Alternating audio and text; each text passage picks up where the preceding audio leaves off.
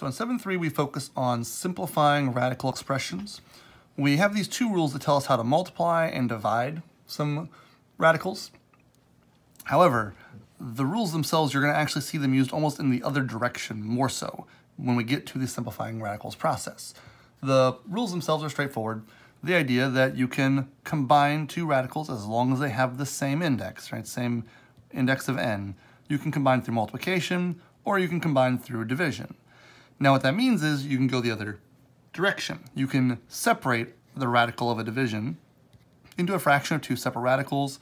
You can separate a radical that has multiplication into those individual radicals multiplied together. Again, the direction that we are kind of representing them is the multiplication and division as long as they have the same index. But the splitting apart is going to be, in a sense, almost more useful, really. So, looking at a couple examples here, I also want to point out a phrase that we're going to start seeing in the problems. It's not a phrase you need to specifically worry yourself about. It's more so just there to avoid complications. Since we talked last section about certain roots, essentially any even root of a negative number would cause an issue in the real number system, you're going to see this phrase, assume that all variables represent positive real numbers. That's just to help us avoid having to deal with any extra situations for anything that has a variable, because essentially a variable can technically represent any number. And if they represent negative numbers or things that have negatives underneath even radicals, we would have issues. And so we're going to avoid those issues in this way. So with this first problem, we're utilizing the property above, and the square root of 10y times the square root of 3k, we see the index is 2 for both of those, so the indices match. So we can put them together, and just to write out the step as 10y times 3k, but then really, if it's inside that radical, you can take 3 times 10 and get 30, and then a y and a k, and you've got your square root of 30yk as your result. Nothing too exciting there, but just something that we can do, and like I said, this will help us, this property will help us later as well. Same with the next one, we've got two fifth roots, so we can combine these into a single fifth root, and I'll just do the multiplication of 9 and 8, giving me 72. Then we've got the y squared and y squared. We're multiplying bases, so we'll add their exponents, and then the x and the x to the first and x to the first, would combine to give me x to the second. So make sure you are multiplying the terms there on the inside, but that would be our result there. For the next two, this really we will see used in the other direction, as I mentioned above. We won't really be combining into one fraction, but rather separating and simplifying, because we can take the square root of y to the 8th and over 16 and turn it into the square root of y to the 8th over the square root of 16. Now, in this form, let's talk a little bit about this. There'll be different ways that we can kind of envision this, but for the moment, using what we just learned in the last section, the square root of y to the 8th, I could represent in that fractional form as y to the 8 over 2, right? The 8th power and the square root. And for right now, that's just a beneficial way to do this. Again, on the next page, I'll show you another way, which I think is even easier. But we can use our understanding from the last page, or last section, to do that. And the square root of 16 is 4. And then I can look at 8 over 2 and say that just simply reduces to a 4 to get a nice simplified form there of that final answer. On to the next one, the cube root of x over 8. I can break apart to the cube root of x over the cube root of 8, which then allows me to say that the cube root of 8 simplifies nicely to a 2. Now, this doesn't simplify at all for us. Cube root of 8, there's nothing we can do to that, and so that is as simplified as it gets. But again, these processes, and especially specifically this one, watch on this next page as we use this in the other direction to take a root of a product and break it apart into individual roots. Because what we run across a lot of times are radicals that don't simplify, okay? So just jumping into this example for a moment, the square root of 18, right? 18 is not a perfect square. There isn't a nice number if I just said, find me the number that you square to get 18. It doesn't exist as far as a nice integer value. So we're going to be simplifying this radical as much as possible. Now, there's some conditions that apply, and they'll apply also more so as we get to ones that involve more terms, more variable parts especially. But we want to simplify a radical as much as possible so that it has no factor that's raised to a power greater than or equal to its index. That part comes into play a lot with variables, but technically is in play here with numbers as well. I'll get to that in a second. We're going to also want our radicand, the inside, to have no fractions or negative values, and we also do not want a radical in a denominator. Those are the basic rules to knowing your radical is simplified. Now, back to this first one. Having no factor raised to a power greater than or equal to its index. This is the square root of 18. But if you think about 18 and were to think about breaking it down and asking, is there a factor of 18 that is a square, right? Is a perfect square? Well, if you know your perfect squares well enough, you can know that for 18, 9 is a factor of 18, and 9 is a perfect square. So we can take this 9, or this 18 rather, and say, well, think of 18 as 9 times 2, because it is, but then use that property from the previous page to break apart 9 times 2 inside of a square root to square root of 9 times square root of 2, and all of a sudden you now have something in a square root that can simplify. The square root of 9 is just 3, and this turns into 3 times that remaining square root of 2, or quite often what we do just call 3 square root of 2. Or even 3 root 2. Sometimes if you just hear the word root, that's a very quick way, shorthand way of talking about the square root, the one that there's an implied 2 there. So 3 root 2, or 3 square root of 2, 3 times square root of 2. All different ways to say this. But that's the idea. You can take this 18, and although it itself is not a perfect square, it had a factor that was, and we can simplify that out. So that kind of ties back into this first condition of simplifying a radical. Okay? Now, this is a great approach if you know your perfect squares. Now, if you get into cube roots and fourth roots and have to recognize perfect cubes and perfect fourths, that can make this tougher. Or if this number gets really big, sometimes it can be tougher. So, this other approach is an approach I like to use quite often. It's a little more work, but it's also something that's fairly exhaustive to where you know you're going to find everything you need. Looking at 18, and instead of saying, find me a prime factor of 18, instead, just use the prime factorization tree and break it down any way you can. I'm going to say 18 is, we'll go 2 and 9. 2 and 9, but then 9 is 3 and 3. And so I've seen now that 18 breaks down to a 2, a 3, and a 3. I wrote them in the other direction, 3, 3, and 2. But the idea of this is those are the prime factors. Now I focus on the fact that I'm looking at a square root. Square root means I'm looking for squares, or 2 of a factor. And so when I see these 2 3s, I know that these 2 3s, and while yes, I realize it's 9, 2 3s, the square root of 3 squared. That's essentially what this is, the square root of 3 squared, which is just 3. So finding the pair of 3s in there, those come outside the radical as a single 3. So think of it as the index is telling you how many of a factor you need for it to come out nicely. Okay, I'll often refer to that as pulling the 3 out front, or factoring the 3 out front, because you're finding a square root of a squared 3, which is just a 3 on the outside. Again, it's no more than saying that's a 9 and the square root of 9 is 3. It's just a different way of looking at it, more like counting your factors than knowing your perfect squares and cubes and fourths and so on. That's one reason I like this approach. This is a great approach though. If you know your squares or cubes, certainly it's a valid approach as well. So looking at some more examples, we'll do a couple more with numbers first. So square root of 300, not a number that is a perfect square. So we will say either can we find a perfect square in the factors of 300, or can we just break it down? I'm going to go ahead and do this one both ways just to show you. If you see 300 and recognize that 100 is a perfect square and is a factor of 300, you can get this done very quickly, because we can say let's break 300 down into 100 times 3, which then means you've got the square root of 100 and the square root of 3, and the square root of 100 is 10. And the square root of 3 does not break down any further. So that would be a very quick way to understand or to recognize the square root of 100 is going to work nicely, and in this case, 3 is left over, and you're done. The other approach would be to look at 300 and say, what can I break 300 down to? Now, you could go 103. I'm going to go with something different, like, say, 30 and 10. Whatever you see first is really the whole idea. You want to just keep breaking things down.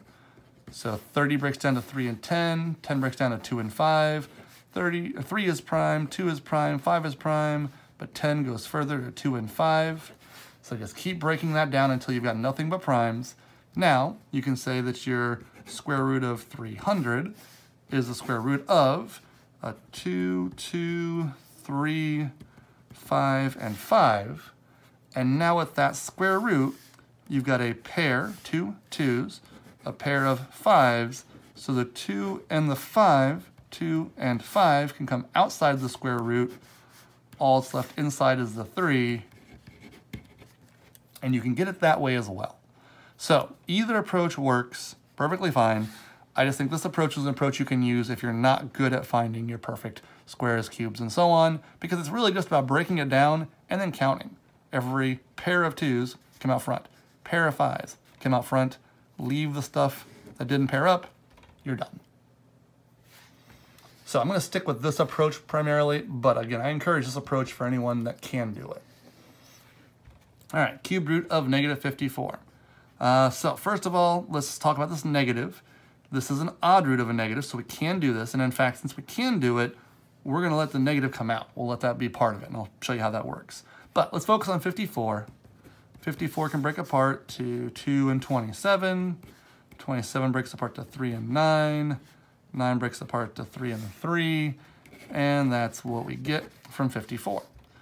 So you can do it in this form even if it's organized enough. I usually like to rewrite it. So looking at 54 is 2 times 3 times 3 times 3. Now here, notice we're looking for a cubed root. So now you want 3 of a kind, right? You would want all 3 3s, because 3 times 3 times 3 is 27, and the cube root of 27 would be a 3. So that index is very important to identify what you're looking for, but that means we can pull a 3 outside of the radical and just leave that 2 on the inside. But again, with a cube root of a negative, we definitely want that negative to be factored out as well. Notice part of our steps were that we do not want a negative inside of our radical. And we learned last section that an odd root of a negative will come out as a negative value. So that negative 27 really is what we thought of it as, to pull out a negative 3. And that's it. Now, the next one throws in a variable, which we will see. And actually, I think variables are easier than numbers. Let's work on the number part first. So 250 off to the side here. Let's break apart 250. I'll go 10 and 25. Then 10 is 2 and 5. 25 is 5 and 5. And those are all my primes. So 250 is a 2 and 3 5s. We're still a cubed root. So we're going to have those 3 5s in common. Now, before I go to write this, I want to focus on this m to the 7th. This m to the 7th, not that you want to write it out, but m to the 7th is 1, 2, 3, 4, 5, 6, 7 m's. Okay, 7 m's multiplied together. So, looks like m to the 7th is pretty tasty. But what's important about this row of m's, right, this string of m's multiplied together, is just like with the numbers, the cubed root is telling you you want 3 of a kind. You want m cubes. So I've got an m cubed there and another m cubed there, right? Each of those is a set of 3 m's being multiplied together. Well, just like here, just like the 5 comes out front and the 2 stays inside, here each of these m's come out front, an m and another m, and then that m stays inside. Well, m times m is m squared. So with a variable, you're just counting up how many groups of size, whatever your index is, how many groups are there, and that's how many of that you'll have out front. You can pull 1m, 2 m's out front, but not 2m, m squared, m times m. And then the remaining is still left inside.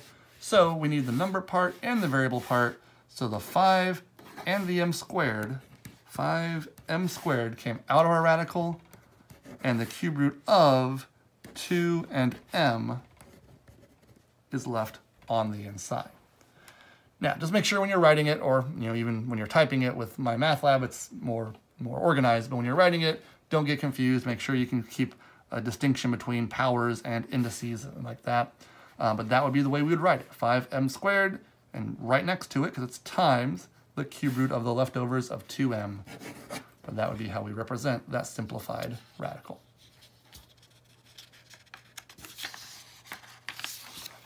So let's look at a couple more here.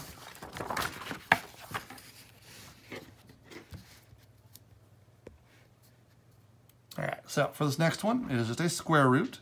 Again, there's that phrase, assume all variables represent positive real numbers. You don't do anything with it. It just lets us go on with the problem.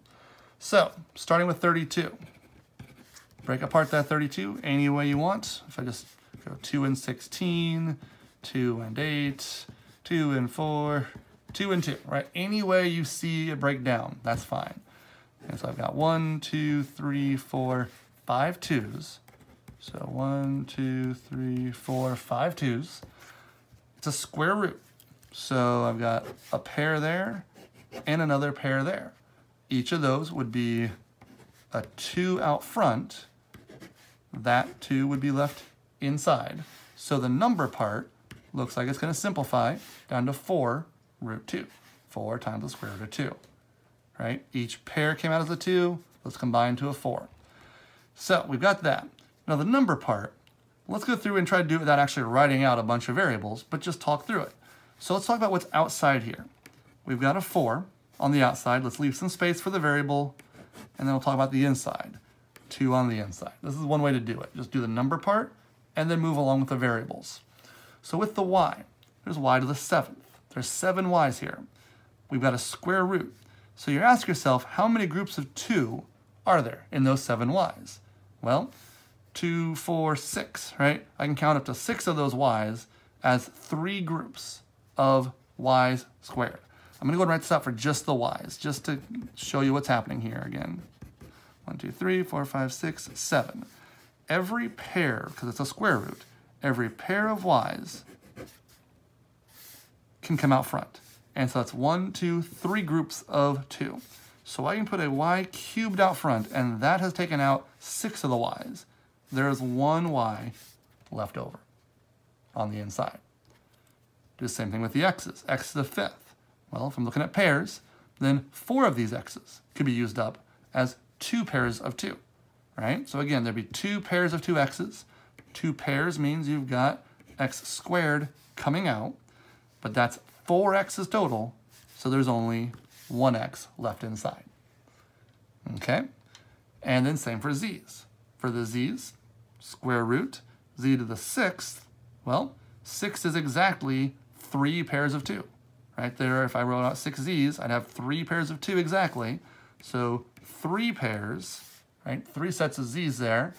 And that would mean there's none left over, so we're not going to have any leftover z's inside of that square root. And so that right there would represent our final answer. So it's about looking at your index and thinking about how many times does it go unevenly. That tells you how many of that group you've got. And then how many are left over gives you the exponent on what's going to be inside there left over. Let's do this with cube root, and I think it also helps point out what's going on here. So cube root, let's start with the 32. We actually just did 32, so we know that 32 is 5 2's multiplied together. Well, that means you're going to have that come outside, and you'll have a 2 times a 2. So you'll have a 4 left on the inside. So 2 on the outside, leave some space. Underneath the cubed root will be a 4 on the inside. So now, the y to the 7th. But now I want groups of 3. So 3 goes into 7 2 times evenly. So y squared, but that is really accounting for, again, 2 groups of 3. That's 6 y's. So there's only 1 y left out of those 7, right? We pulled out 6, left with 1. For the x's, cube root, 3 goes into 5 1 time. There's only 1 group of 3 x's that you can pull out, but there's still 2 left over, right? 3 goes into 5 once, with 2 left over, so there's x squared left inside. Again, we said as long as this power is less than this index, you've simplified it, right? There's not more to pull out. And now with z to the 6th, one in groups of 3, well, there's 2 groups of 3, so that's going to be a z squared, but that z squared represents actually all 6 of those, so I don't really need any of that, because there's, again, no z's left over, and so that would be our fully simplified radical. All right, and then the last one here, the square root of y to the 11th over 36. We basically want to break that apart so that we can work with each piece separately. Now here, this is something similar to the one we did on the other section, where now that we have our rule, let's just talk about this as square root of y to the 11th. So you want groups of 2. How many groups of 2 are there in 11, or how many times does 2 go into 11? It goes in 5 times evenly. That would be 10 of those y's, leaving you with 1 additional y left on the inside. Now, 36 is a square root, or is a perfect square rather, so the square root of 36 works out very nicely, just 6, right? And in this case, that is as much as we can do to simplify this. We followed all our rules, right? We have no negatives, no fractions inside of radicals, the power out here, right? This is the 1, that's less than the power of 2. So that fits all of our rules for simplifying a radical.